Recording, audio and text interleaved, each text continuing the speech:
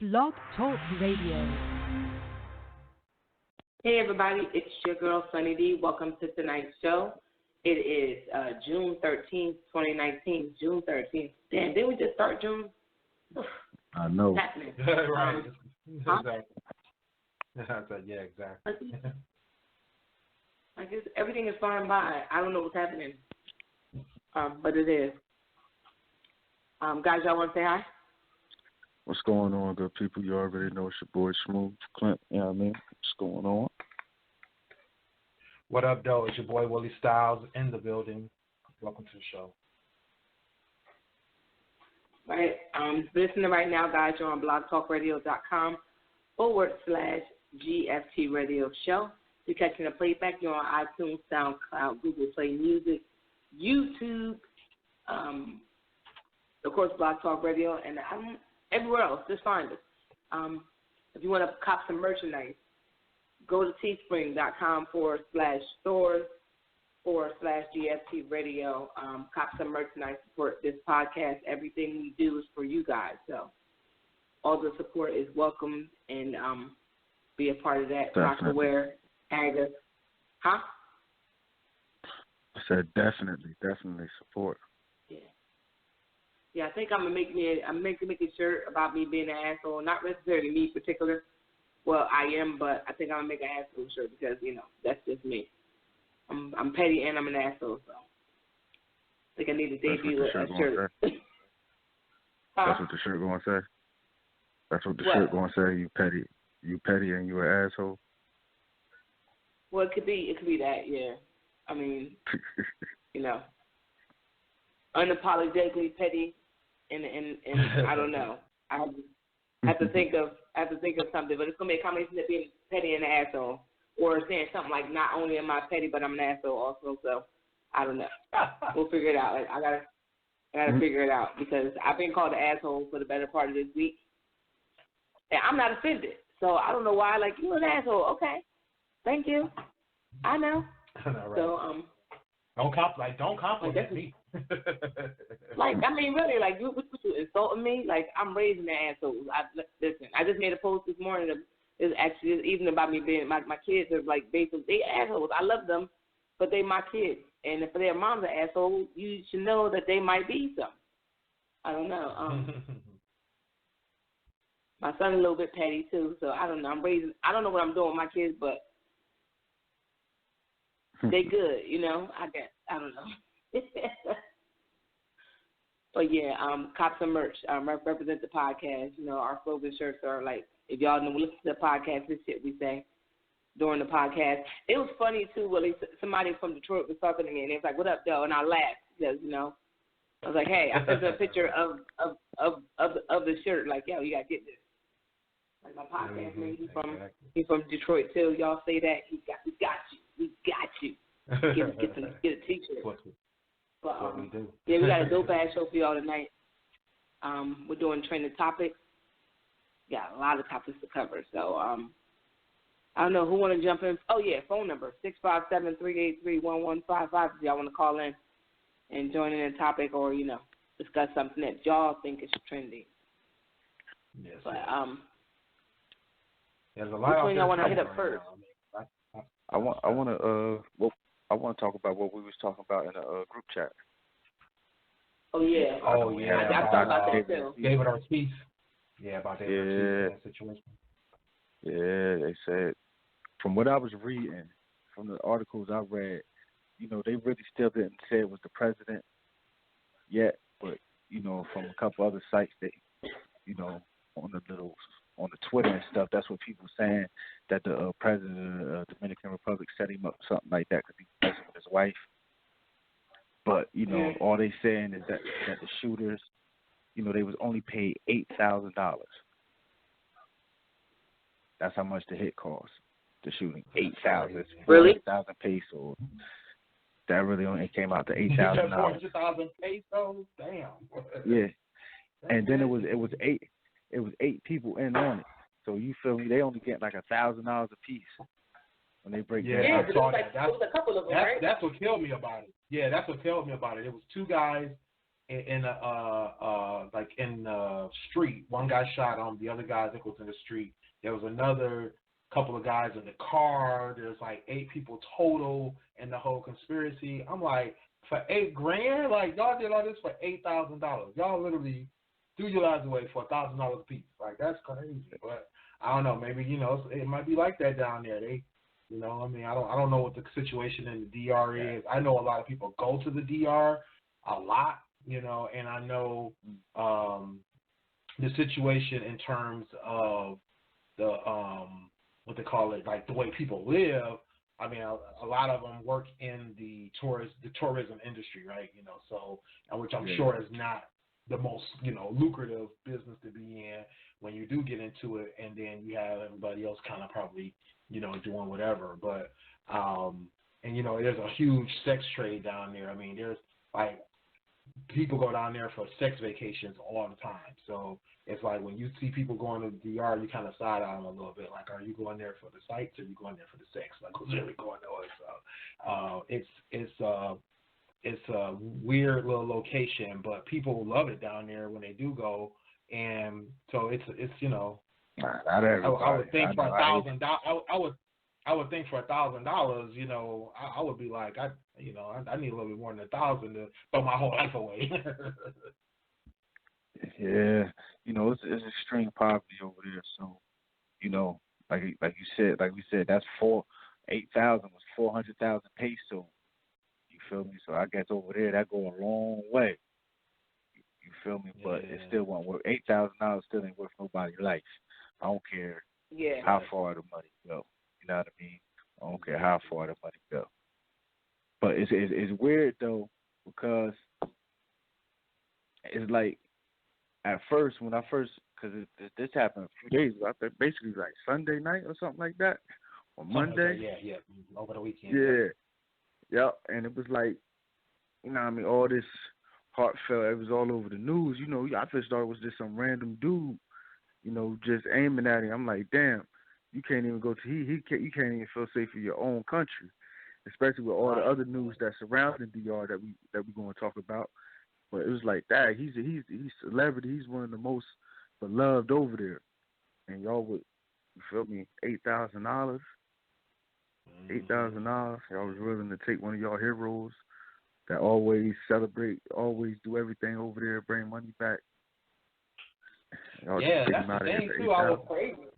I mean, and which is what made me think about how the whole murder plot was going down, was that I couldn't understand what would be the motive behind shooting him beforehand. You know what I mean? Before I found out about the murder plot, I was thinking like about that. Like, what would be the motive? Because he, like you said, he's a local hero for the Dominican Republic.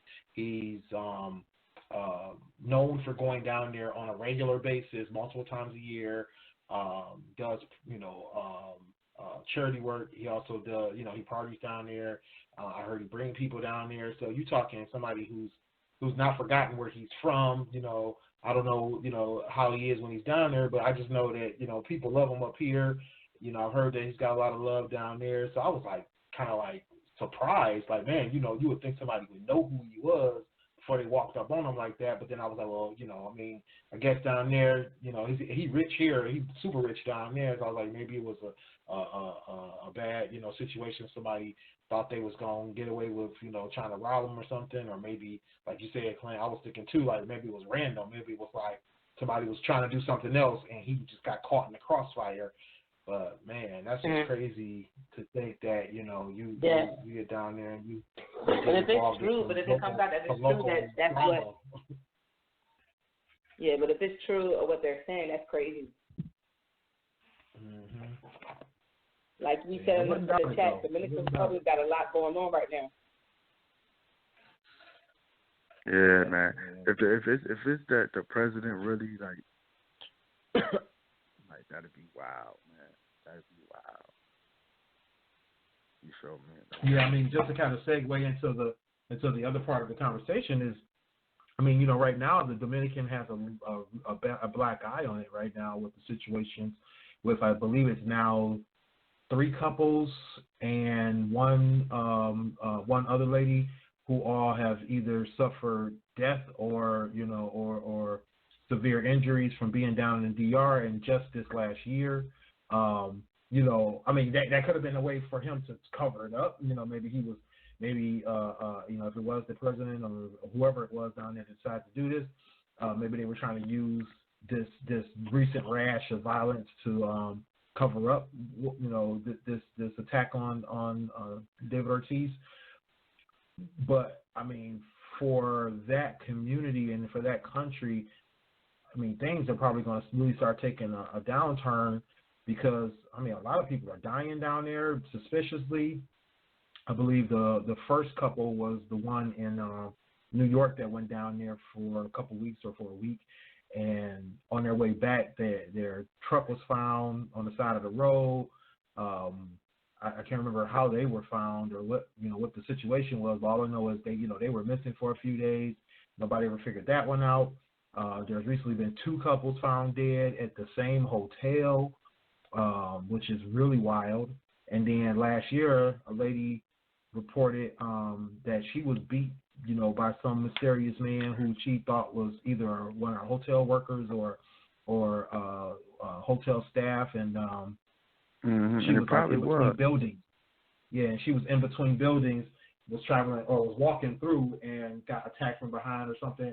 And she was beat for 8 hours straight. Like, she was in and out of consciousness, just literally almost beaten to death. And somehow somebody found her. But it's just like, man, that's just crazy. A lot of the stuff going on. I mean, how does the community come back from that? How do they resolve that? Well, that's just like asking how we resolve the violence in our communities over here. You feel me? Like, cause we got the same shit. That's basically the same shit. You know what I mean? Basically the same shit that we doing over here. It's just that theirs is more, it's a tourist attraction. But like you said, it's mainly a tourist attraction for, what I mean? Like, it's cheap. Everything cheap over there.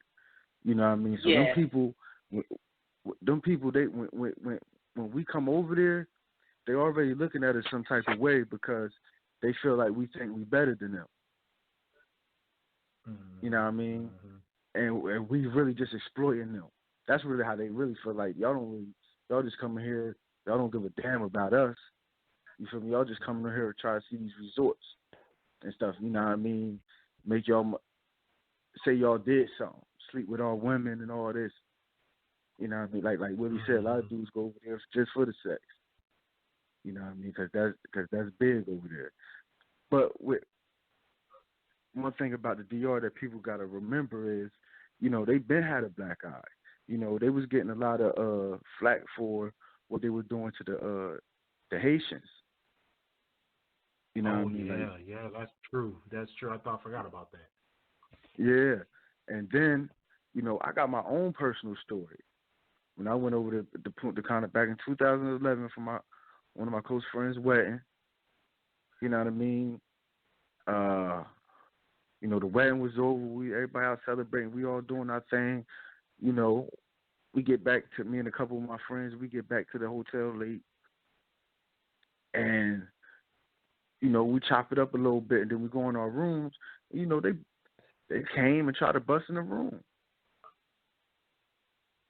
The staff workers, really? People that work there. Are you serious? Yeah. Oh, really? Yeah, they came, banging on the door. I opened the door. My boy Marcus, he was passed out. And then they came walking in the room. One of the little dudes had like one of them little like small bats, like little bats you get from like a baseball game or something. But they real small. We used to call them little niggas. Right, no, I mean? Yep, and he was just hitting his head. I'm looking at him staring, big boy. I'm just staring at him the whole time. It was a bunch of them. I mean, I'm sitting there, and then I guess they thought we must have took some girls to the room, and they weren't having it. But there wasn't no girls there or nothing. You feel me? And then they just went on about their day. I'm sitting there cussing them out. When I went to the to the main desk the next day. The main dude that was searching the room, he was at the desk. So I'm trying to talk to the manager. Manager like making excuses for him, talking about he's the owner's son and all. It was crazy at a resort. Hold on, wait. The guy who busted in your room was at the front desk working. Yes. That's crazy. Wow. That's crazy. Yeah. And then when I'm like, lady, that's him. Alex was there. My friend, one of my friends that called the show, he was there. Right. He'll tell you because he the one. Because when we was at the desk, I'm talking to the lady. She was like, "You sure that's him?" Because like his dad, the manager or run the hotel and everything. I looked, was like, "Nah, I couldn't. Don't need." She was like, "They ain't gonna do nothing." You know what I mean? You feel me? They gonna make excuses for him, so it's pointless. You feel me? But it had me hot. Like it had me hot. You know what I mean? I vowed then. I'm like, man, I ain't never going back there.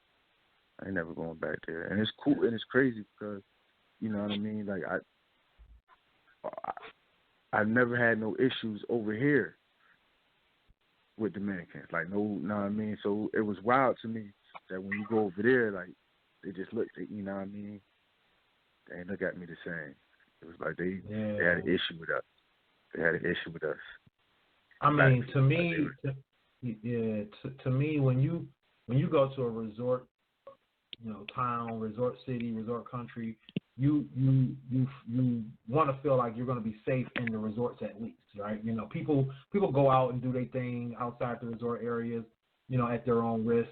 But when you go to those kind of places, you feel like, okay, if I'm going to be in a resort, if I'm going to be at a hotel, I should be good. I should be straight there, especially when you're going to a place you're not familiar with or a country, going out of the country. But, I think that's the scary part, at least to me, and I think a lot of people feel that way, that I've seen on the internet, is that they feel like, being in you're in a whole different country. You don't know the people, you don't know the moods, you don't know what's really going on. So you're just relying on this hotel or this resort to take care of you and for you to be able to just enjoy, where you are, and to know that, people are getting ran up on or whatever at the resort, that's just crazy. And I think, it definitely makes it, a problem when it comes to trying to attract people to come down there. I mean, you're already, like you said, you're already in a island that's already known for just the bad things that they do and the bad reputation that they have with the neighboring country, and then this kind of stuff going on, it's just too much. Yeah. I remember when Clint was telling us a story about how like differently they are with Haitians and stuff like that. And I think he told us about the story that he just told about the resort thing.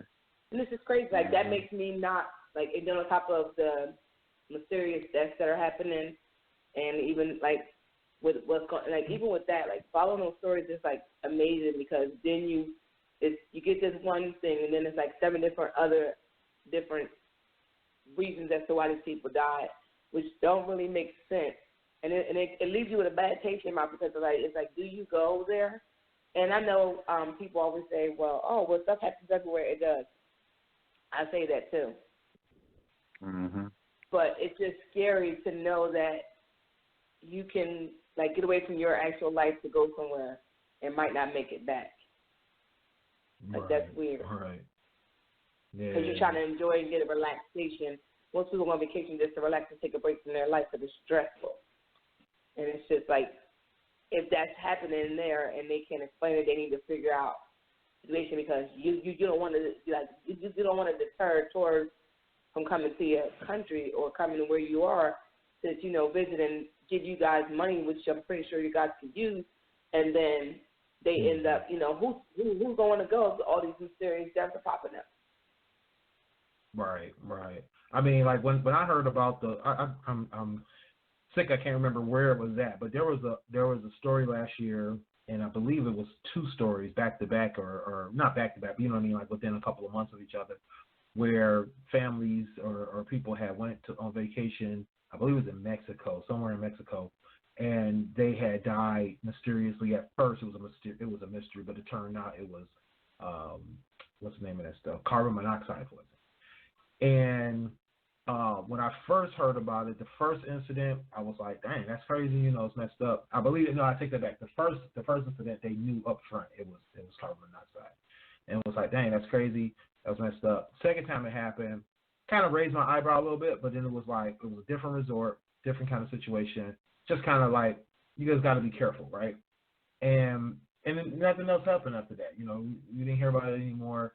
And I do know from, you know, other situations like that. I mean, it happens here in the States. It happens everywhere. You know, that kind of stuff happens. I remember it was a couple of stories in Florida and then another state here where it happened. It was almost kind of back to back. So it happens everywhere. And when you can explain something like that, it's like it's an accident. It's something that nobody meant to ever happen. You know, it was just bad timing. People in the wrong place at the wrong time. It's sad, but it's like, you know, it happens, right? You know, just like accidents happen and other things happen. But, you know, when it's stuff that's going on and it's all just smells fishy. I mean, the people with the car, I kind of like discounted that for a minute, but you know, right behind that, to have two families, you know, suffer deaths and nobody knows what happened, especially at the same resort. It's like, man, are they targeting people? You know, like you said, you know, is it the staff? Is it somebody involved with the resort? You know, or is it just somebody targeting the resort? That's not a good look. It's just not a good look. I mean, I try my best not to deter people from traveling, because traveling is the most amazing thing that you can do. I mean, I love traveling. Y'all know I love traveling. I'm about to go on 2 trips right now. I'm not looking forward to this first one, but the second one I'm looking forward to. But you know, and I got another 2 more to plan for the summer. So it's like maybe 3 if Cindy ever send me an invitation. But but it's like there's so much to do when you go out of your square. You know what I mean? There's so much to see and so many people to learn about, and cultures and everything else. Even if it's just here in the States, or if you do get blessed to go out of the country. But man, you know, that's a huge deterrent, especially for a small nation like that. You know, I mean, there's a bunch of other places I can go in the Caribbean. There's a bunch of other places I can go in Mexico. You know, so I'm not, you know, it's definitely not deterring me from traveling at all. It's just, you know, it's just not gotta be selective about where I'm going. Yeah, and like even all different places have like their own issues. You know, you go to like different places, and you have to be mindful of like the dangers that you know that are common in that culture or in that community. Like, you know, certain things, like even when going like to Mexico or going like to like Istanbul or Paris, something like that, it's different dangers. People kidnap people or lure people into sex trafficking, like just random. So like you hear different stories of different things that go on within this within this whole entire world. So you're mindful going in. You know what I'm saying? So if this is like it puts people on alert. Whether it deters them, one thing, some people might not be deterred, but it's heightened. It's that heightened of this could happen. So let's keep our eyes open. You know. And then the one family, they were saying that the family died because they had a heart attack or something like that. But when the family got the autopsy, the real autopsy report, something like that, where they got shipped back here, they were found out that like the family member went online and said no, they were stabbed multiple times, like they were bound and stuff like that. Like so, basically somebody robbed them. It stabbed them up, but like the hotel was covering it up to say it was something else, so that people would think it was safe to come there, or and it's like, so stuff like that. It worries you to be mindful of, about not traveling alone, about being mindful of your surroundings, and picking who you talk to when you go out of the country and stuff like that. So it just puts, whether or not it deters people, it puts people on alert. Yeah, exactly. Yeah, I mean, you got to be careful anyway, no matter where you go. I mean, if you're going down the street, you're going to the next city, you're going to the next country, you got to be careful anyway. You know what I mean? People, it's this world we live in, people don't mean you any good, so you still need to be conscious and cautious. It's definitely not a good, idea to just go somewhere and not be safe about what you're doing and how you're doing it. Don't be out there flashing. Don't be out there, doing wild and reckless stuff like over drinking and or getting involved in drugs while you out of the country. You don't know, between getting robbed or getting kidnapped or getting arrested. None of it's a good look. So yeah, you just got to be cautious. You got to be cautious. So I know you guys wanted to talk about the Central Park 5, the documentary, When They See Us. I have to admit, I haven't seen the documentary yet. I meant to watch it before the show, but work, life, how it goes. Usually work. But definitely, I've been hearing a lot of good reviews on the documentary itself and the revelations that it had. And I was familiar with the case. I was also familiar with just the situations in terms of how these police and prosecutors will try to twist things and turn things against people. But I guess my question is in terms of, especially you, Clint, because I know you're familiar with the case more than a documentary, but in terms of what you're learning in the last couple of weeks here with the documentary being released, what's the takeaway for you guys in terms of what this may help or what this may reveal for people going forward? Honestly, me personally, I like the residual effect that the movie is having. Like I'm like you, Willie. I've been so busy myself. I really haven't sat down and been able to watch it, but I've talked to people about it.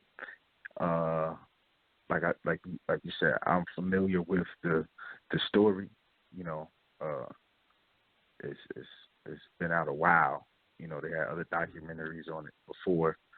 It's all over YouTube, but I didn't get to see this. But I like the residual effects.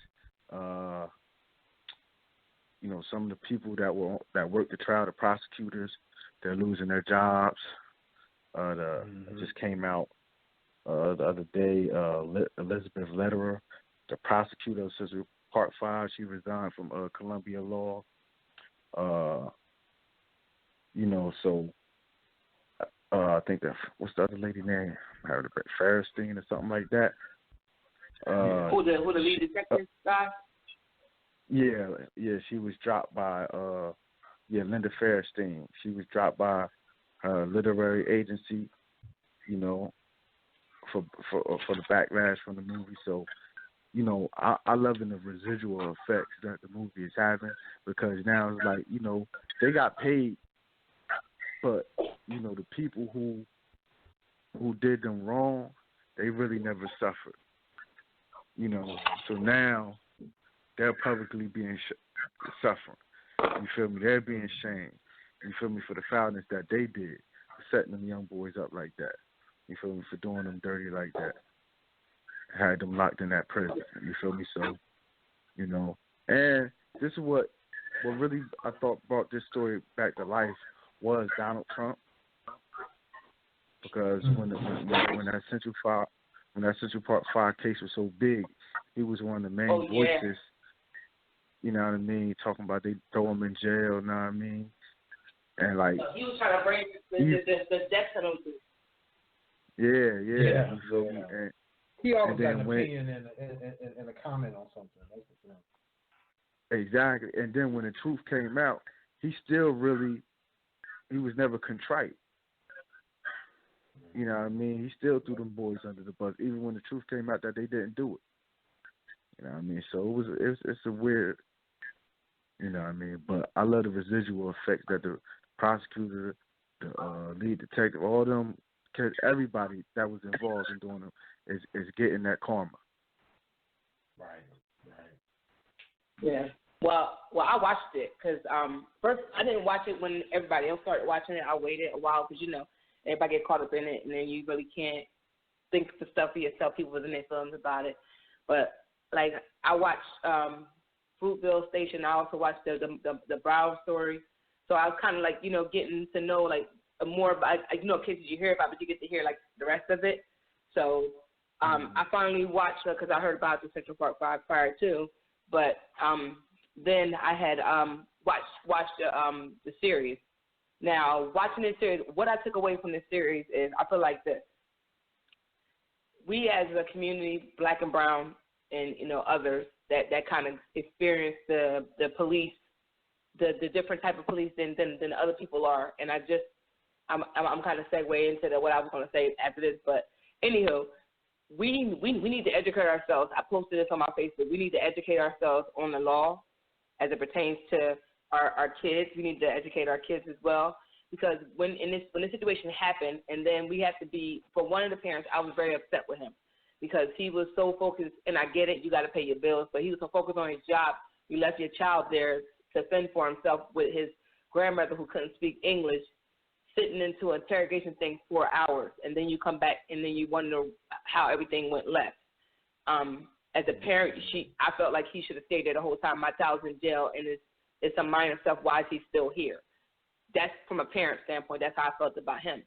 But it doesn't deter what happened. But I feel like if we are educated with the rights, our rights, we would be better off, because you had kids that didn't know what was going on. They're being told, and this is a common thing with a lot of this stuff that happens. These cops are telling them, if he tells the truth, he can go home. At some point, we need to embed in our kids that that's not true. Don't believe them if they say that, because they want you to say whatever they want you to say, and they tell you, well, you'll be able to go home. We need to tell our kids, educate our kids that that's a false statement, and don't fall for that trap. And to ask for your parents, ask for a lawyer, just keep repeating, like, don't give them anything. Whether you're innocent, you may have done something, or whatever the case may be, don't talk to them. Just wait until you get somebody that's on your side there. And that's what happened. And then you had one parent that had her own criminal background. They separated him from his wife and was talking to his child, and then basically threatened him.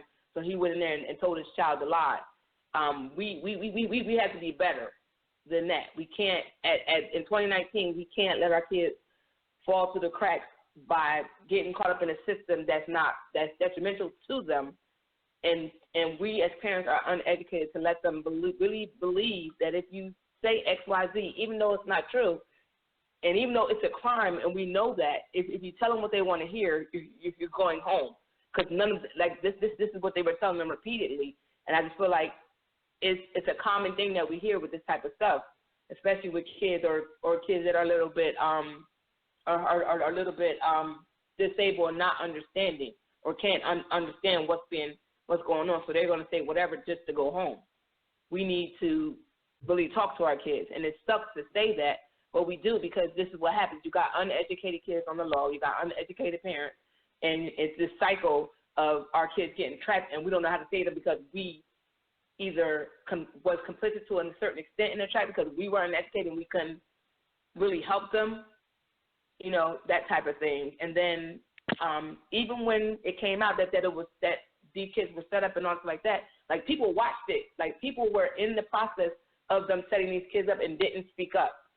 That was it's like the R. Kelly situation and all this stuff. Like, when you see stuff happen that's not right, you need to speak up, regardless of how anybody feels. Speak up. Don't let it get to where it got to. These kids suffer half their whole life in jail for nothing, and then when they get out, they're like, well, they're guilty of something. Like, and the way you talk about them kids, they were calling them animals. They weren't even calling them humans. They were so dead set on getting them locked up. They weren't humans to them. They were animals. Huh? Hey, let me ask you something. Was it a movie? Did they have actors, or was it like they showed like a documentary showing clips? Well, it was like a movie kind of, but like with different 4 different parts. But it was telling like the story of the kids, and then at the end you saw the actors and stuff like that. And then Oprah had a special where she's talking to them. So it's like the girl who did the show, she basically sat down with them and let the guys tell their story, and she told it on film. Yeah, okay. Ava DuVernay, yeah. I know. Yeah, so it's but it's just sad because it's like even when they found out that they were innocent, they still was like, oh well, like nobody, like they was so stuck on they did it, even when it was proven that they didn't. Even during the process of the trial, it was proven that they didn't, and they didn't care. Yeah. They were trying to try them and bring this other boy in. It's crazy. Yeah, I remember that. Because I remember, because I was young. I remember my family, like, really, you know what I mean, upset over that, you know what I mean? That was a big thing back then. That was a real big thing, that case back then. That's crazy, man. You know, but when you don't got the complexion for the protection, you know how it go down. Right. Yeah. Exactly. You know how it go I mean, down. the scary part to me was not scary. I mean, because I always knew this was a thing. But the crazy part, I guess, to me was just how the length they would go to set people up, especially kids, you know, to just to close a case. And you think in order to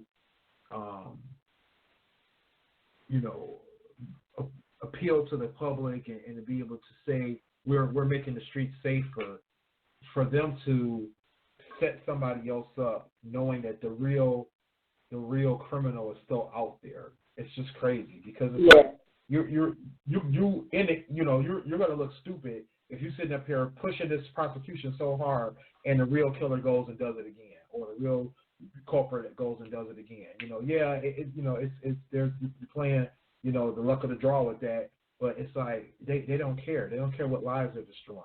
They just want to get a number in the books. They want to be able to say, I solved this case. I want to take this off the thing, or I mean, I guess at the time, because it was one of the most publicized attacks, you know, in the 80s, even though it was like right at the end of '89, it was one of the most publicized ones. They, but I guess that was something that made them feel like they needed to get that one. You know what I mean? I mean, you see that a lot. I mean, that's what happened. I mean, you got to think about like the Jussie Smollett thing, right? You know, they made a big thing about that, even though people get mugged all the time. Like I'm sure that's not an uncommon thing in a big city like Chicago.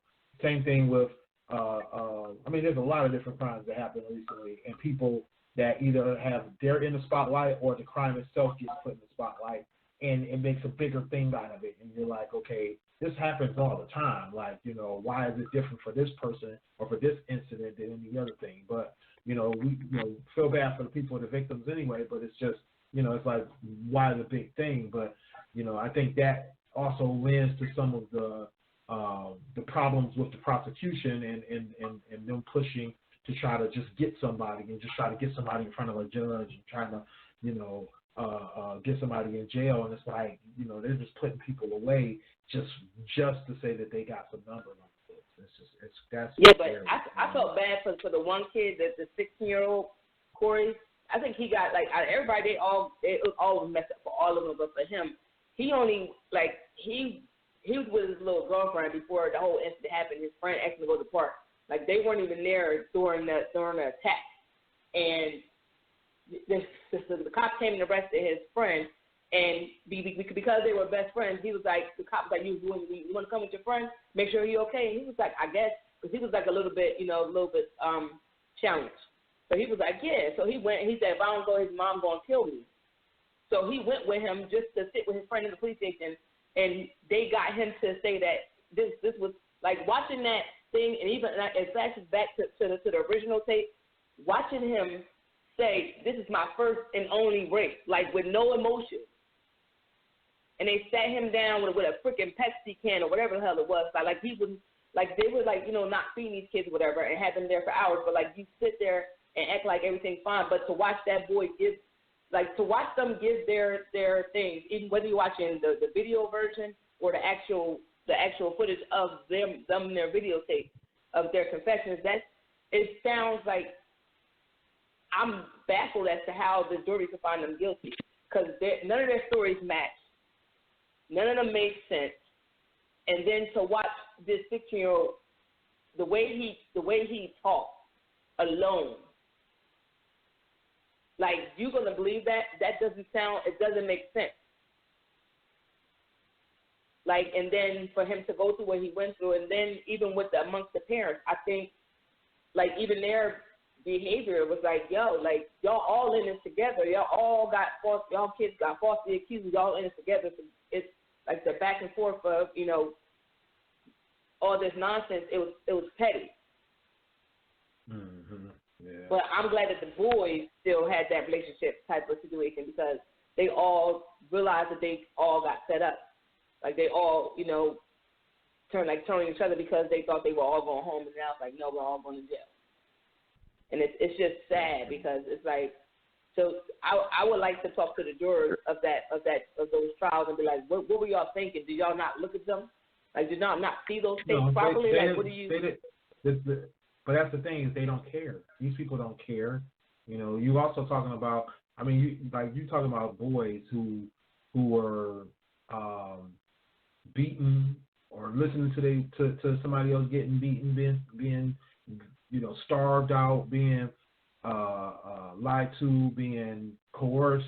I mean, I guess I get, you know, the one thing people also get surprised by is when they see stuff happening now that, you know, that's like the police killings and stuff like that, and people getting choked out and all that kind of stuff. Like, that stuff was happening all the time in the 80s, the 70s, the 60s. That stuff was always been happening. So you already knew, because back then there was no cameras, there was no camera phones, there was no body cameras, there was no evidence at all. I mean, we can't get prosecutions now with the cameras. We thought, at least back then, we always thought, like, man, one day we're gonna have some cameras, we're gonna have some way of knowing, being able to prove that these cops out here dirty, and, you know, because they out here, you know, killing these kids, you know, beating these people to death, you know, and that's how they get them, you know. They you know, I mean, I'm trying to remember, it was a recent one where the cop literally, like, he went into the situation on 11, like, oh, the one with the little girl that got body slammed. I mean, these cops, they go into it on the tip top, you know, or the one that, I guess they got a recent video of the cop that shot the guy in front of his car at the gas station. I mean, he went in there already threatening to kill the guy. Literally, the cop literally threatening to kill the guy. And it's because those cops be on 10, and so, you know, they get these confessions, and then they just put the confession in front of the jury. They just put their, you know, coerced or their doctored up evidence. And the thing you're told as a juror is you have to go by the facts. You can't think about your feelings, you know, all this other stuff. And then a lot of people, the people that they pick for those kind of juries, they, you know, you got to think they can't pick these people out of hundreds of people. They pick people who, one, don't care, two, that are very black and white about how they do things. You know, they don't want anybody with emotion. They don't want anybody that cares about people. That's not a good juror. Those are the jurors that get excluded. They're looking for weirdos and people who just want to put somebody away. That's who they're looking for. They're looking for those people who don't care, who prejudice, who you know, that's what they're looking for. And if you don't have a good lawyer, that's the people that's going to get picked, and they're going to be the ones deciding your fate. It's funny you should say that because I posted a video on our Facebook page about the police shootings and stuff and how people react to them. And, like, how they try to justify, like, it's always, and I got a commenter on the video that kind of pissed me off, but I'm not even going to go there. But, like, it pisses me off, it bothers me when people say stuff like, well, what happened before, like, what crime did they commit? It doesn't matter what crime they committed. Exactly. It doesn't matter if they committed a crime or anything. It's they're on video, not resisting arrest, not threatening an officer, just asking questions in a loud tone or whatever. There's no justification to shoot and kill them. No, not at all. Like, it doesn't matter what they did. What they're doing right now, they have not been resisting. I wanted to say one thing about the Central Park 5 thing real quick. What get lost in all of that is, you feel me, it's the young lady that got raped. Yeah. You know what I mean? That's what get lost in everything. The real, you know what I mean? The genesis of it all. You feel me? It's like, you know, she's the original victim. And just to satisfy the bloodlust, the public. You know what I mean? Y'all wanted to bring and to demonize some black boys. You know, y'all had to get a victim. I mean, y'all had to get the fall guys. So black boys, you know, they the easiest target. So then you make them victim. But and then that blow up, and that that becomes the spectacle that it is now.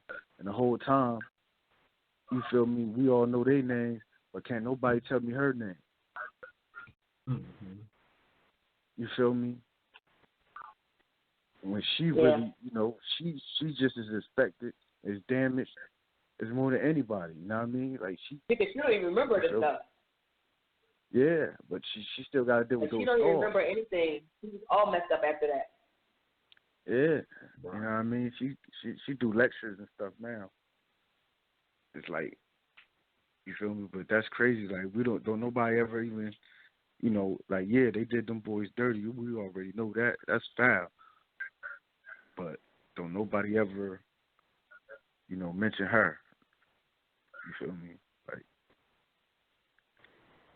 that's the crazy part about this whole thing. You feel me? The original victim, nobody ever talks about. Mm-hmm. You know what I mean? And even the guy, the convicted that actually did it. You feel me? Nobody ever mentions him. It's like you know what I mean? He the one that's supposed to be demonized. He the one that if it wasn't for him, none of this happened. You feel me? Right. And he only confessed because he changed his life. When in jail, he met one of them. Yeah, found religion. That's what made him tell everybody it was him. Yeah, he got convicted on a rape that he did 2 days prior to raping that woman. He went on free. Like so, he the one. Like that's everybody want to blame the cops. Everybody, let's get before we even get there. You feel me? Old boy, he the one that could have stopped all that. You know what I mean? He could have been confessed. Or he could have just never did the dumb. Yeah. So it's so many times. Like that story crazy. But it also makes you wonder how many other people locked up and been locked up for years for crimes that they really didn't commit. Right, yeah. I mean, probably can't even count. That's crazy. Yeah. Yeah, and there's a system still rigged against people because it's like if they can't prove you did it, you'll sit there.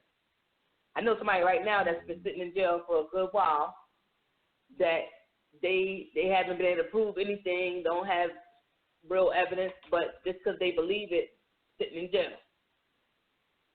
Mm-hmm. And it's like it's a lot of people that just sit because the legal system, like they don't have you.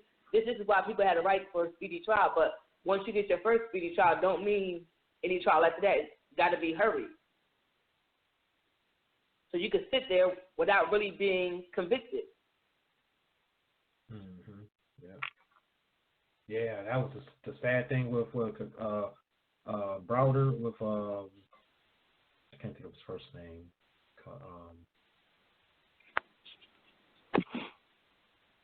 I'm about to look it up because I can't remember. I can't remember his first name either, but I know.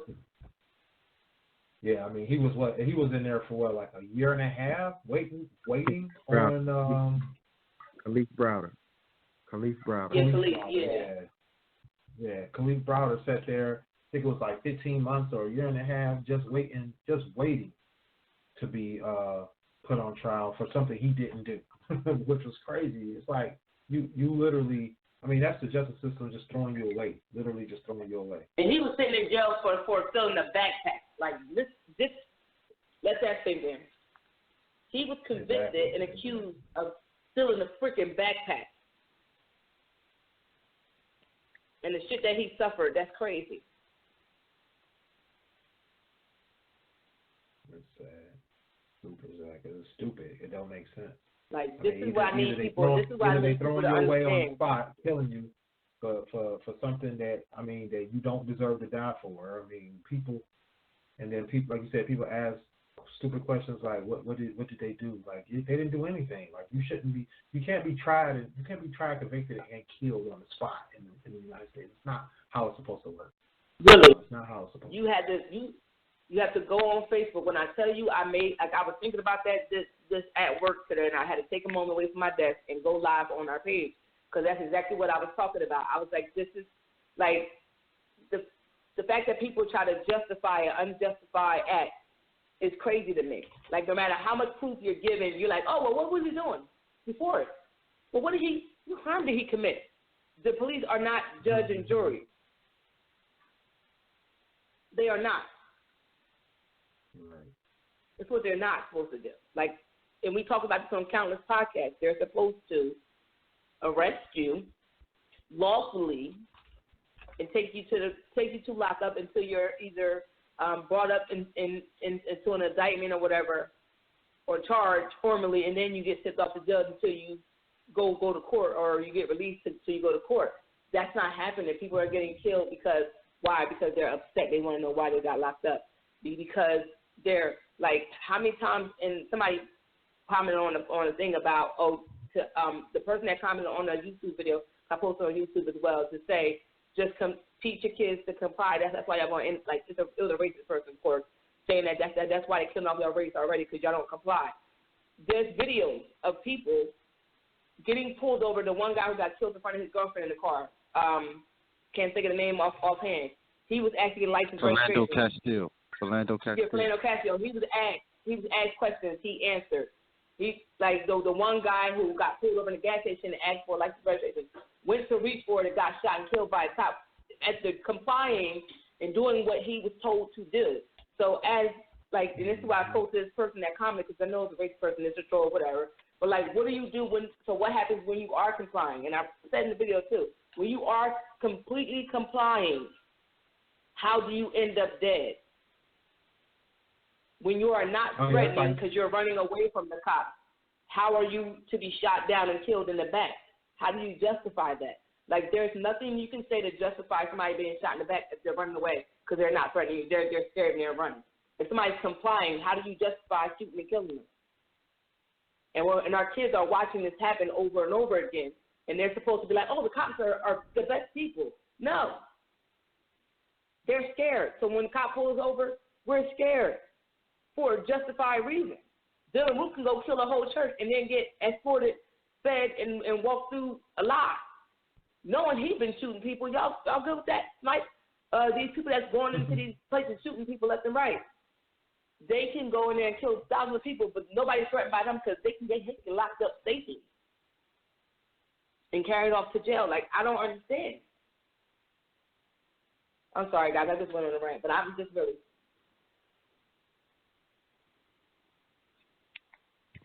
I ain't mad at you. I ain't mad at you at all. It's very frustrating, and when the conversation turns that way, it's just like, you know what, I can't talk to you because you're gonna piss me off. And then I'm like, you're not supposed to have those conversations in certain places, and you just get angry because it's like, yo, really, this is where we're going? Mm-hmm. Right. Like, even in the video I posted on our Facebook page with the girl basically pulled up in the gas station, the guy got pulled over by the cops. It was about 20 cop cars out there with all types of shotguns, not even regular pistols, shotguns out there pointing at him, yelling at him and screaming. Everybody was screaming different things, and he had his hands up, and girl was like, what's your name? Please don't shoot him. I got y'all on video. Cop like, don't record it. Are you going to shoot me too? And like, she's talking to them, and she's telling the guy, listen, don't resist them. They're telling him to back up. They're yelling at him different things. And like, so who we supposed to listen to? God knows who, because he might listen to the wrong person and get shot and killed. So she like, can y'all put your guns down and just get him? He's unarmed. Just put your gun down and walk over and arrest him.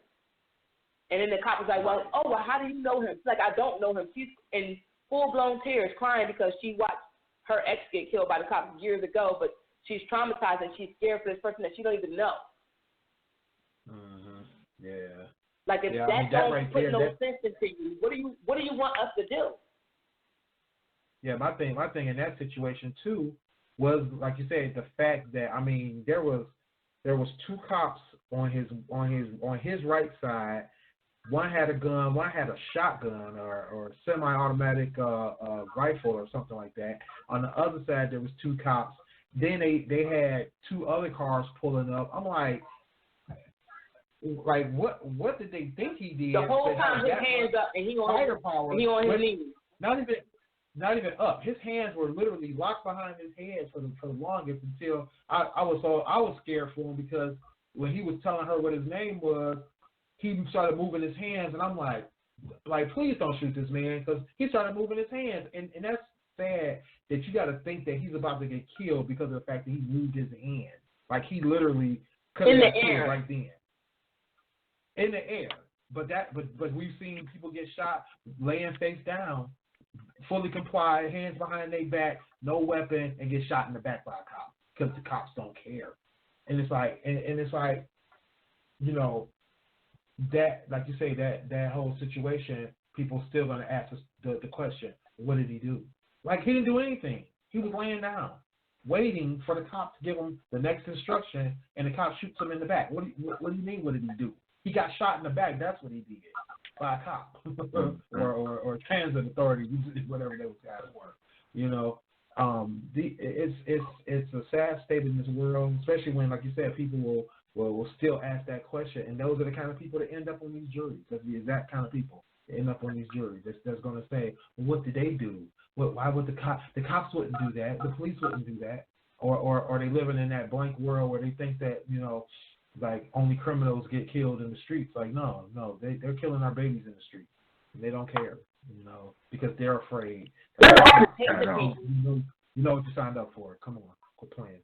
Exactly. Whatever happened to some of them signed up for that, though. They signed up for that, exactly. Yeah. To get out there and bust some heads, crack some skulls, and all that other stuff they like to say. And I mean, it's you know, I don't have anything against good cops that are really out here trying to help the community, really trying to do their job. But it's just too many bad ones out here that's messing it up for all of y'all, and it makes it hard for us to respect them because it's like you gotta be on pins and needles as soon as a cop is around, and that's a sad state. That's a sad state to be in. You know, and then I've gotten into the argument. They still do that. Yeah, they still shoot. They probably tase people more than they shoot people. You feel me? Yeah. More than they tase them. That's just because that's what's going to be on the TV. Yeah, that's just what we're going to see. The sad part of that is, like, I watched a guy get tased, and he needed medical attention. This guy was literally having not a stroke. I think he was either having a heart attack or some kind of just episode that made him pass out in a car. He like passed out. You could clearly see the man was passed out. Two cops walked up to him, guns pointed, and then they had a third cop come up to him and tase him repeatedly. He was almost dead. The guy was literally almost dead, and they were just making it worse. I mean, they don't think. They on 114. They want to be big bad blazers with their guns, and it's sad. It's just sad. I don't know what it is about, you know, that badge and that gun, but they have people fooling like they superheroes out here, and they. I think it's the way they training them. You feel me? It's the way they training them. They're not like you said. We talked about this plenty of time. They're not trained to de-escalate. No, not at all. You feel me? They train. They train like they're military. Like it's military. Like y'all not the military. You know what I mean? Y'all number one goals is supposed to be protect and serve, not to arrest, detain, and maim. You feel me? It's like it's wild. Now, I mean, that's why I always say that to me, the issue is the way they're training them. You feel me? They trained to shoot to kill. You know what I mean? Like they trained. any perceived See, threat. even the military got even the military got restrictions. They can't just shoot. Yeah, but you know, you feel me? It was just you know how we get on the local papers. I mean, like Nubian News. That's what it's called. It's called Nubian News. I got it right in front of me. Actually, there's a little Trenton paper, and it's weapons of mass, and it's talking about, you know, Mercer County Sheriff presented with an armored tactical transport vehicle. It's like, what do we need that for in a city? You know what I mean? Why do we need that driving down the street? You feel me? That's military stuff. It's like, that's crazy. It's like, why y'all, like how y'all really trying to police us? Are y'all trying to control us, or y'all trying to, you know what I mean, protect and serve? Like, which one is it?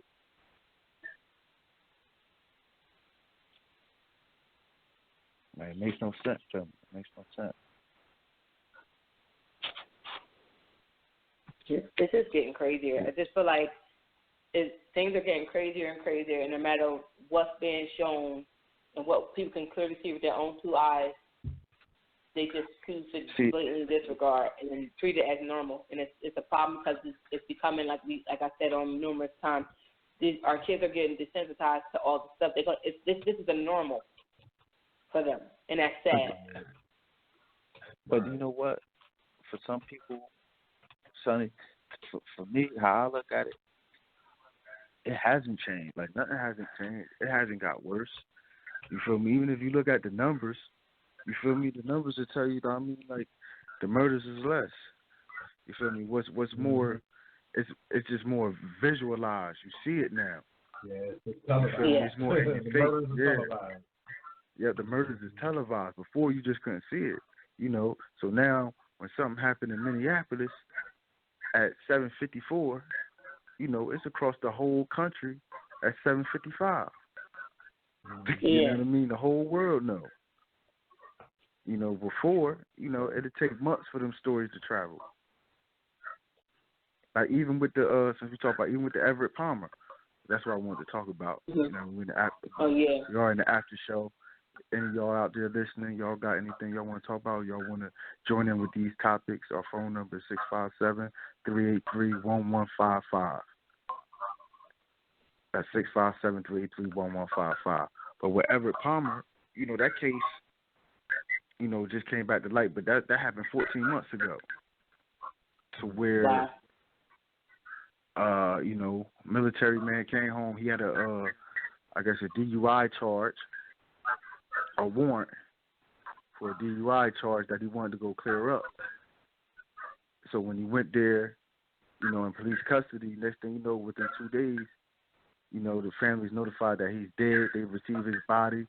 His body didn't got no organs in it or nothing. You feel me? The autopsy said, proved that he was restrained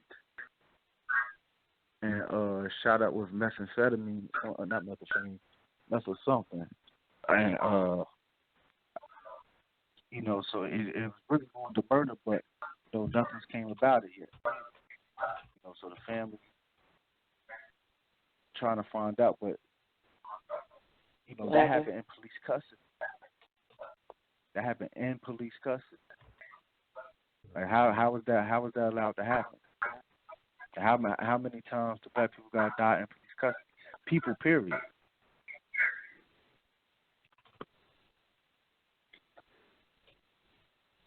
That's where you're supposed to be the most safest at, right? Yeah, allegedly. You know what I mean? That's where you're supposed to be the most safest at. And then, and to this day, the family still doesn't know how or why he died.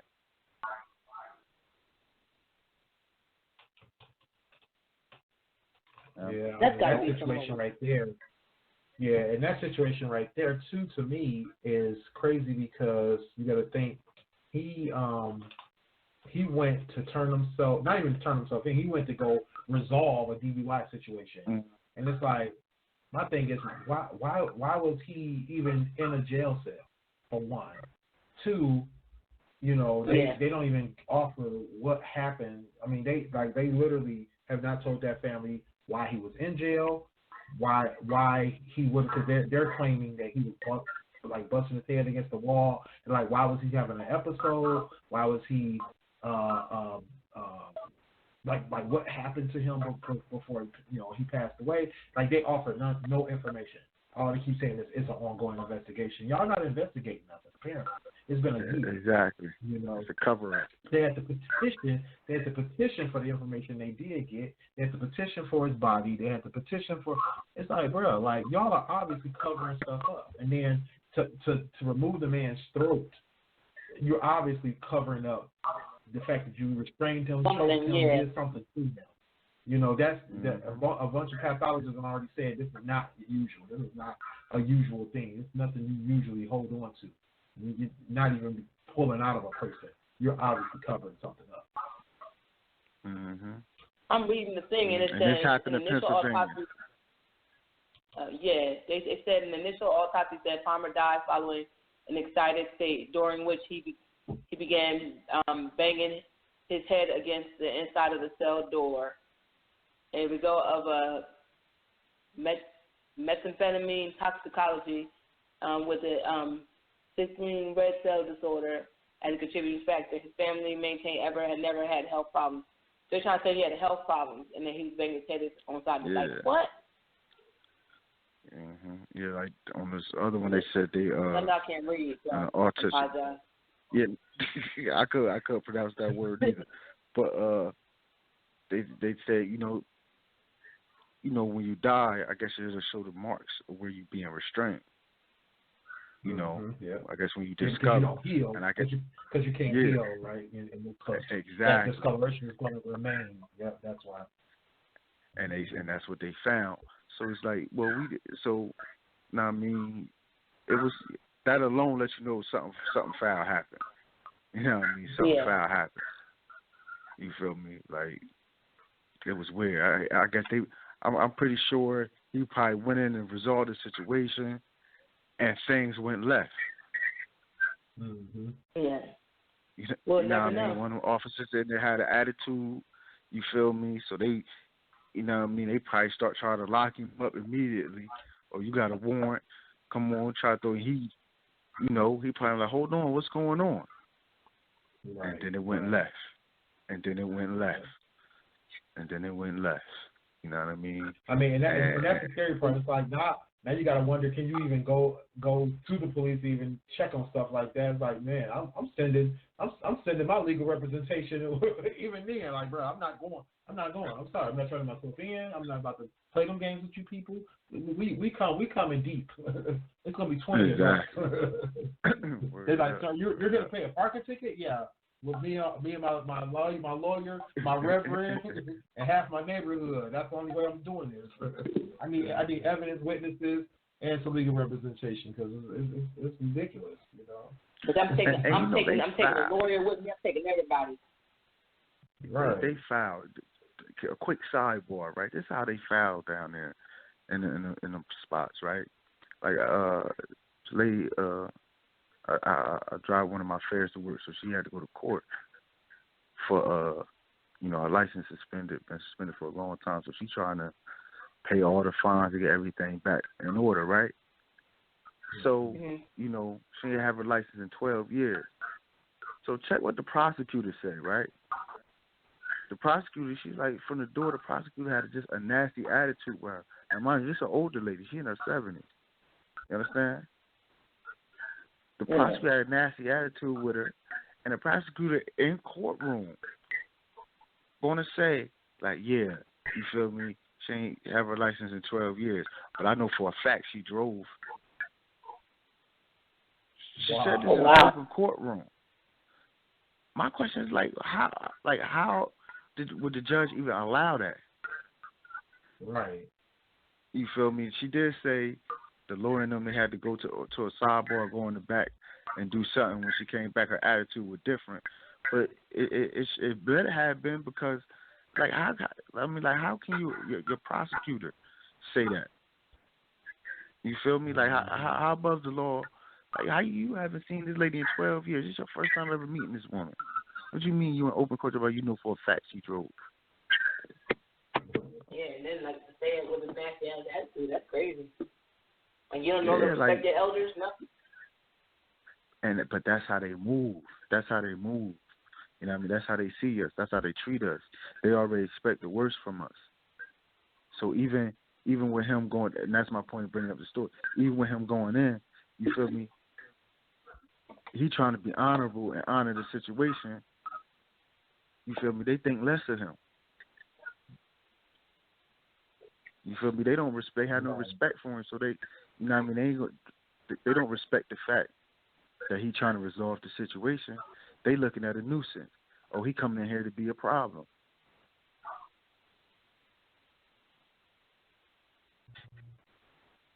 You know what I mean? That's how they look at it. They trying to, you know what I mean, just knock us down ASAP. Yeah. You feel me? And already had, I remember getting pulled over by a cop before, and the cop told me, you know what I mean, like, all y'all lie. All y'all the same. Hispanic cop at that. Grew up in the neighborhood. So like them the type of people you got on, you know what I mean, got on the force. They're supposed to protect the service, right? Yep. Yep, exactly. It's funny because it's not a cop related story, but when I was sitting down with the credit counselor, and she was going through my credit history, and she was like, "Oh, you don't owe anybody." But it wasn't that she said it; it was how she said it. And she looked at me. Oh, right. And huh? No, I got a story too, just behind that one. Yeah. I'm like, oh, okay. No, I don't owe nobody. I pay my goddamn bills. Move right along. Go ahead. Yeah, no, I mean, I just had a similar shock and awe look. I mean, I was out looking for a car, and what they call it, I don't know what it was. She wasn't a salesperson, but she was some kind of like in between sales and finance.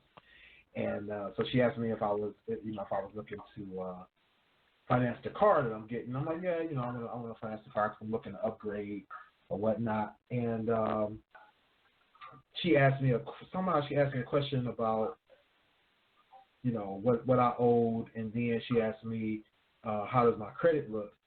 And I basically gave her the number. I was like, yeah, she was like in shock, like, oh really, like, oh okay, wow. Yeah, right. And I was like, hold on, like, wait a minute, like what's the wow for?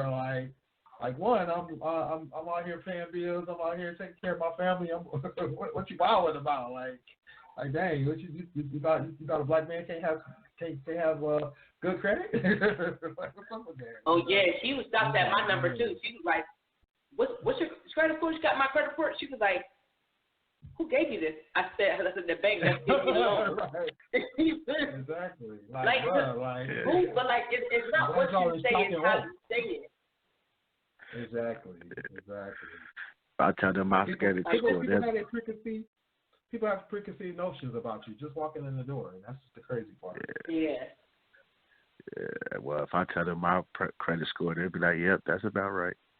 You know what? It be like that, bro. I've been there before. No, but see, but that's the messed up part about it is, Clint. But the messed up part about it is, Clint. I just had a conversation with my assistant commissioner today about credit and stuff like that, and I said, it's not even just black folks, it's other folks too. Sometimes people just have bad luck with credit, but if you rebuild it, you're good. But like to look at somebody's skin color. Yeah. But you have like my identity. Yeah, that's what I said. You had identity. I was about to say that. Yeah, you had identity theft. There was a lot of stuff. That's mine's scares actually me going too. up. It's actually going up, but it's still a whole lot of room for improvement. But yeah, but they will be like, but that's what I'm saying. But like, it's just crazy how people like it's. I don't want to say racist, but like low key racist because of how they say shit to you. Like it's like, oh, what's your job title? Oh, you do. He's like, what you know why? Like even like with a lot of them, a lot of the time, it ain't even racist. It's stereotypes. You feel me? They just don't know no better. You feel me? And then so many of us perpetuate that stereotype. That we got to realize a lot of white people really don't encounter black people on a regular basis. There's so many of them. You feel me? So they only get their information from the news, some bogus statistics, you know what I mean, or just TV, period. You know what I mean? They ain't really around us, so they don't know no better. You know what I mean? So sometimes it ain't even them being racist. They just think, well, that's what everybody say. That's what the news say. You feel me? Most of them act like it. They comedians be saying it. You feel me? They talk about it in music. So it must be true about all of them. Yeah. You know what I mean? Right. Sometimes it ain't even racist. Word up. Like, you feel me? Sometimes really it's all for perpetuate. Yeah, what Satan say is perpetuating stereotypes, right? Yeah. Word up. That's true. That's true. Yeah. Yeah, I just had to put that in. Yeah, I think the last thing we were going to talk about was your boy Trump and Commander Cheeto's always doing. Commander's always Cheeto's always out here doing what he do best. Fired. Hold on, his girl stepped down and she getting fired. Oh, I don't know. I didn't hear about that one. No, what's the name? The press secretary girl, the one that's always that come out and lie and like makes like we all dumb. Sarah Huckabee Sanders. Sarah Huckabee Sanders. Yeah, she going down. Oh man. For what? What she do? How many? Yeah. Hold on, I'm out she already told 17 lies a week, so I don't know. I don't understand. But I'm gonna tell you, she's leaving as the press secretary. They're trying to figure out who's going to replace her. Yeah. Wow, that's great. I'm gonna be 100% honest with you. She has been like Willie just said, she get up there and lie, but that's her job. She got to, you know what I mean? She got to do, her job is to spin. She a spin doctor. She did it well. Yeah. She did that well. Right. Yeah, like she like I'm telling you. All right, move on. I used to hate watching her, but boy, man, listen, you looking at her like, you know this heifer lying. You feel me? But she answered them questions so smoothly and move around that little questions so effortlessly. Be like, damn, like that's impressive. Right. Like she was impressive. And she our age. He looked older than that. I know, they all be looking older than that. That's crazy. All that lying, all that evil and deception on their heart, man. That makes you look old. That's a lesson out there for you kids. Don't be out here lying and scheming. It makes you look old. It makes you wrinkle. Makes you feel like a crazy. I'm trying to figure out why she's leaving.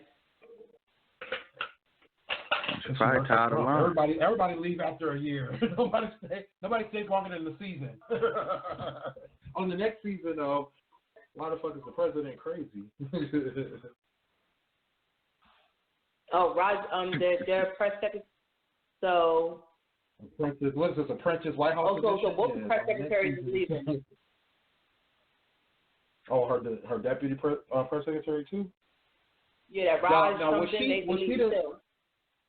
Was she the deputy to that other guy? The guy that started it all off? Was she his deputy?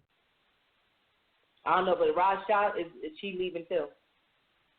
Oh, okay. Yeah, I can't remember when the other guy left. I can't think of his name now, but the first guy that was out there lying and scheming for Trump, when he left, I can't remember if his second in command left too. I believe they did.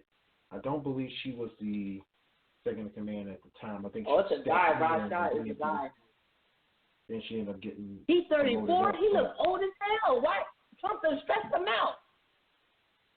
Mine is scheming. He's 34. He looked like an old ass man. Let me see how old Sarah is.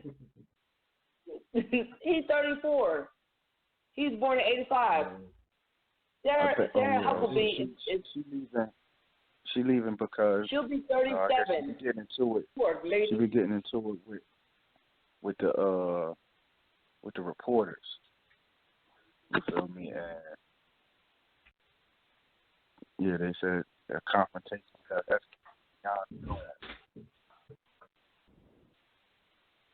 because remember they took confrontation. Yeah, she with Jim. I remember one time she got into it with Jim Acosta, and they suspended his White House pass. But you know the judge had to, judge ordered him to reinstate it. You know what I mean? Like I think Trump loved her. You know what I mean? But I guess she just can't handle it. It's really been 94 days. Yeah, she hasn't really done the press.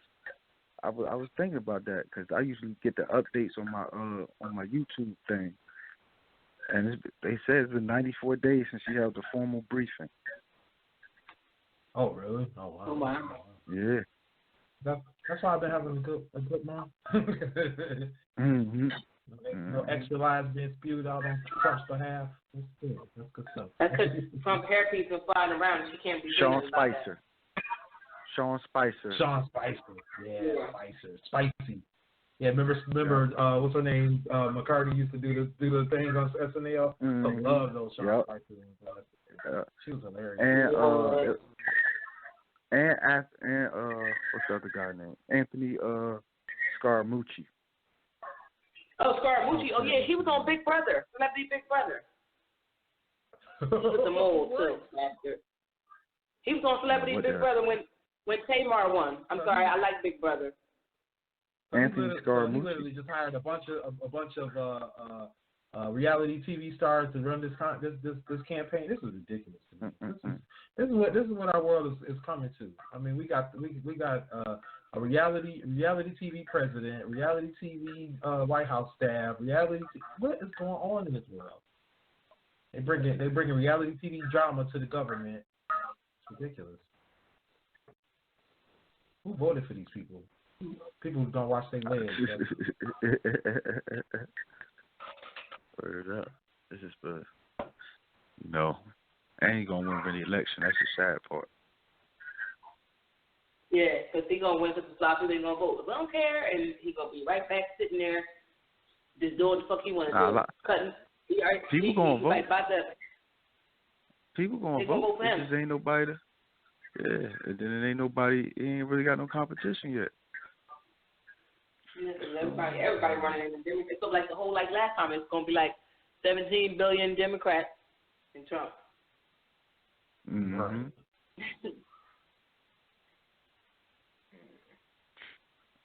It's crazy. It's almost that time, people. Yes. I was about to say something, but I forgot. When you old and forgetful, that's what happens when you get old. No, listen. No, let me tell y'all about today. Let me tell you. So I got to go on a trip with my son tomorrow to the aquarium, right? So I told my supervisors, right? So I'm at work busy as hell all day, just doing shit, right? So when we leave from work, my supervisor said, all right, Shrewsbury, you gonna have I'll see you tomorrow. I said, yeah, I'll see you tomorrow. He said, no, I won't see you tomorrow. I'll see you next week. I said, okay. And I was like, what? I said, you're not gonna be here? He said, you're not gonna be here. I'm like, what? He's like, today's Thursday, tomorrow's Friday. I'm like, wait, what? I was so busy that I forgot today was Thursday, and I forgot I was off tomorrow. So I'm like lollygagging out of work, like, who's not going to be here tomorrow? And he's like, you. I'm like, oh, shit. Listen, I forgot all about that. That's when I'm coming to work tomorrow. You was about to walk back and work on your day off. That's how people get fired on their day off. Stuff like that. That's funny. Let me be here. I am at work, and then my son's school was like, oh, well, he can't go on trip because he don't have a shopping room. I'm like, oh, shit, no, I'm coming. Don't leave me. Don't leave me at 9. I'm sorry, I'm late.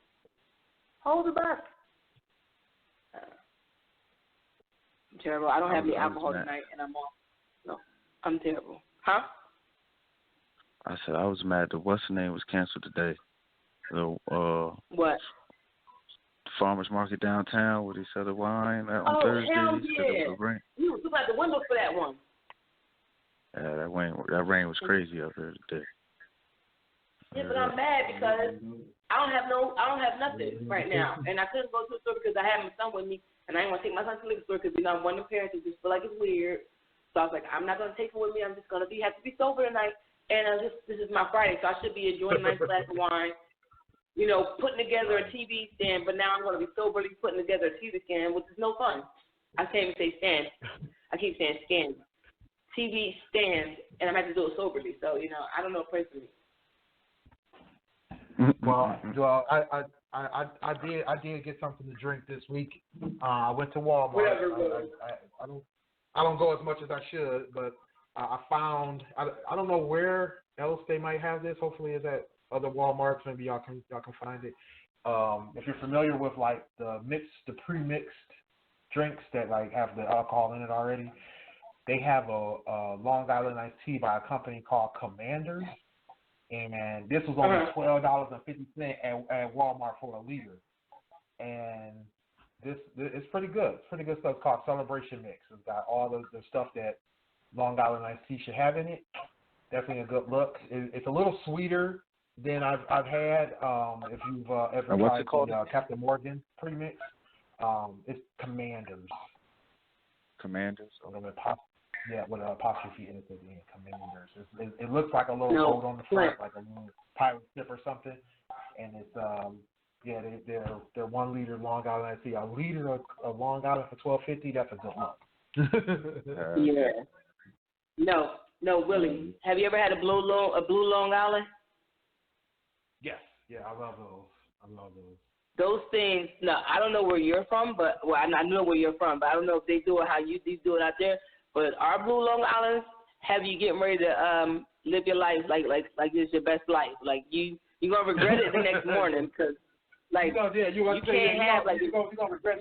The next morning. You mean 2 drinks later? Like that's how hard they get. Yes, your life. No, because you like. Cause the problem is they taste fantastic, so you just throwing them back, and then next after that you don't know what happened. Shit is different. Like you. That's right.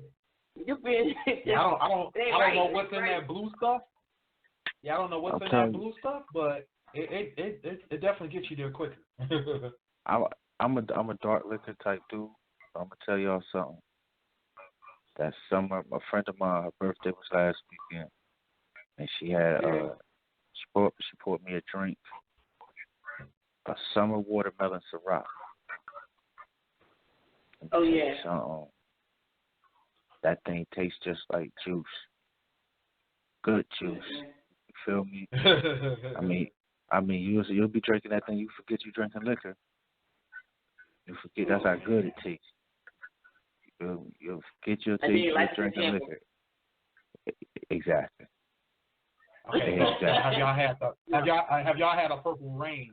Because they do the Purple Rains here too. It's kind of similar to a Long Island, but it's got a purple liquor in it. I think it's called Chambord, and then it's lemon lime instead of the cola. So it's a little sweeter too, but it's like a purplish color. Man, those hit hard too. Especially at this one restaurant we got here called Starters. If anybody from Detroit listening, you know what Starters is. Go get you a Purple Rain. If you're lightweight, definitely don't do 2. Your heavyweight, 2 should be your limit. And those right there, they'll get you right. And they cheap too. That's what's scary about them. They cheap and they good. No, Willie. Hey, we got a minute left. Willie, well, quickly before we go, Trenton has this thing called First Friday. They gave us free shots. Those shots, I sipped the fucking shot, a Jello shot. Like that's how strong it was.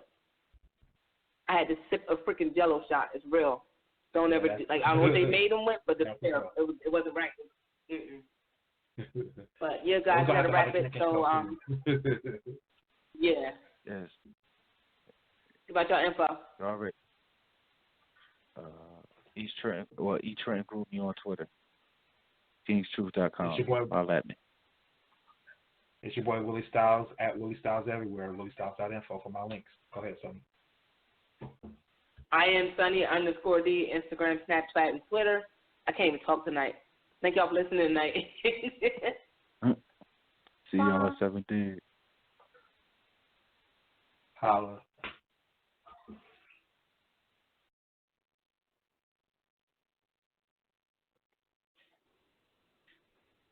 He's calling block.